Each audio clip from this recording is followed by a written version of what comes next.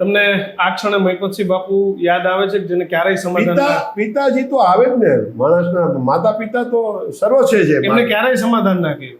હા, એનું કારણ શું? એ એમના સિદ્ધાંત ઉપર હતા.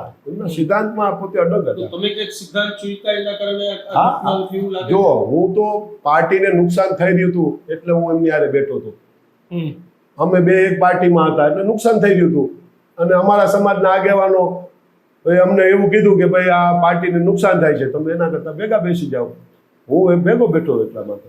અફસોસ ખરો જીવનમાં? કોઈ અફસોસ શું હોય હવે જીવનમાં? કોઈ અફસોસ નહીં.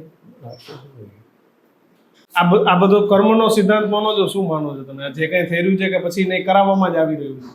એ તો બધા જોવે જ છે, ગોંડલની પ્રજા જોવે છે, બધા જોવે છે.